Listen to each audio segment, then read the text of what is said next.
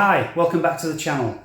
So this time I'm going to look at these parts which I've just got back from Hydrographics in York.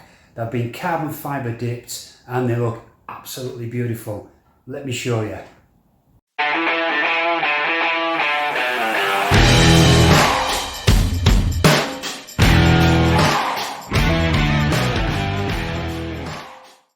I sent all these off to be carbon fibre dipped because I thought I'd just make a nice little touch to the interior of the Porsche. So I've chosen these parts here, which are, if you've got the Porsche you'll understand that is the passenger's inner sill side, and on the opposite side to that obviously the driver's inner sill side. The switches go in there which open the front and rear hatches, so that's why there's a gap in that one. I also got done the side of the window. It's a convertible, is mine, so that's the side alongside the glass, and also the driver's side, which is where the switches go to alter the mirrors. These are little insets that go into the actual door panel, and these go to the back of the door panel, and little insets again, and these here just go behind you, and it's where the seat belts come out.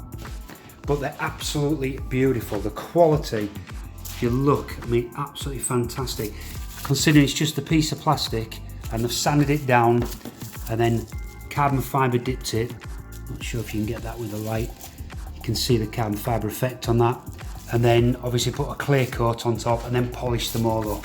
So even these little panels here, it's absolutely beautiful. But I'm really happy with these sills, these inner sills. Just a bit of dust on there, which needs cleaning. But yeah, these are absolutely beautiful. I think they're going to look great in the car. So let's go fit them back in the car. So unfortunately I've come out to the car and I found that the battery is completely dead. So that was a pain in the backside because I was hoping to get the roof down. As you probably remember, it's a convertible. So I was going to take my roof down, and that was going to make it much easier to work on the inside than it is with the roof up. So I'm going to have to do it with the roof up. But just for your information, if any of you guys, if you don't know, if you do get a flat battery on your car, then inside where your fuse box is, there is a little red part that you can pull out, and on that red part it's got two pieces of metal each side, and you can then put a jump pack across that piece of metal and an earth, and then that allows you to switch the button, which will allow you to get the front bonnet up, which then allows you to get to the battery, because without that you're not going to do that, you're not going to get to it and you won't be able to charge you up. So let me just show you in the car where that is now. So obviously on this vehicle, this is a UK vehicle, so if you go down to the floor area here, you have a panel which is already on the floor, so that's the panel there. Take that panel off and you can see these fuses behind it, and you'll see this red one which you pull out. And on that red one, as you can probably see, hopefully the light's okay, there's metal on each side of it, so you can just put a clamp across each side for positive for battery, and then what I used was the hinge here for the doors, the negative, and then that then allowed me to do the switch to open the front trunk so I could get into the battery. So that's just for information. Okay, first part fitted, so there we go, that's looking nice. Yes, I do like that. That is a lovely piece of carbon fibre dip in there. I was looking at getting this outer one done, but it's very, very well stuck on. I've watched some YouTube videos of removing these, and absolute pain in the backside to get them off, it looks like, and you kind of destroy that Carrera sign as well because you have to peel that off the actual plastic. I'm thinking about it anyway. I might see if I can maybe get a couple from the scrapyard, then I could just work on those and get them done and then replace mine with those. So it's just something to think about. So I'm going to have a look at now is the other parts, which are one of the parts was from the back of the door there, so I remember seeing that little part, and the other part was from there, and the third part was from there. So let me go get those and let's install those.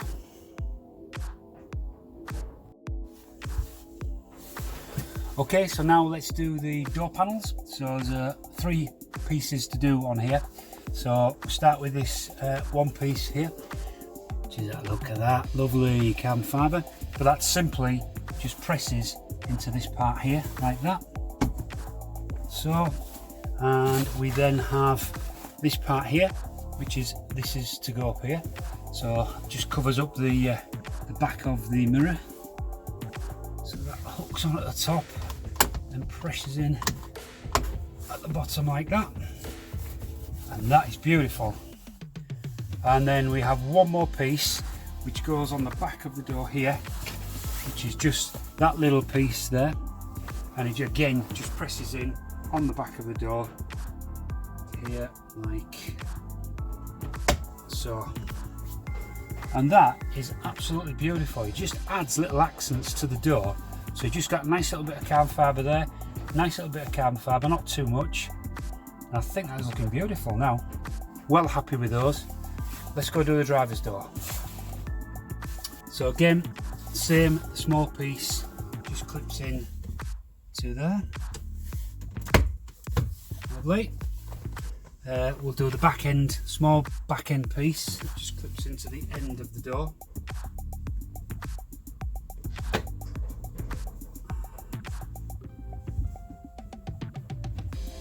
Nice.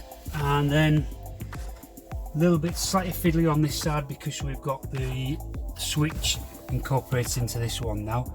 So we just need to plug in the switch at the back. So this is the mirror control switch. In like so, and then so that needs to go there, push it down, that's where it go, and then push that in. That's it. Lovely. Okay, so that's gone on there nicely. So again, beautiful little bit of accents on there, so I'm well happy with those. So now we're going to try and fit the driver's inner sill. This one's a little bit tricky. I think I might be able to, you need an Allen key because there's a few bolts holding this on. And I'm hoping that I can do this without having to take the seat out, which looking at it, I'm not sure if I can, because I need to get through some little holes to actually use the Allen key. And with the seat in place, the problem is now with no battery I can't move my seat. So the only option would be for me to take the seat out, which again is a bit of a pain, because I can't put the roof down. It's much easier to get the seat out with the roof down than it is with it up. So I'm going to have to see what I'm going to do there. So let's trial fit it, and then I'll just see whether I need to get the seat out to tighten it up. So let's do that. Okay, so let's try and fit the inner door sill for the driver's side. So I've refitted the switch back in there. So again, it's going to line up with these and these into the relevant holes, and going over top of the rubber this time, as I now know. And oh, don't like that. Now then, where's it? Oh, there you go. It's one of the things where you got to force it down, but I don't like forcing it down. Right, so now I need this, and there is a hole in the actual sill here, so I'll put that in. That should go through and engage with that nut that was inside. To be honest, I'm not sure you need to tighten this nut up. Well, I got it anyway, so let's just do this one.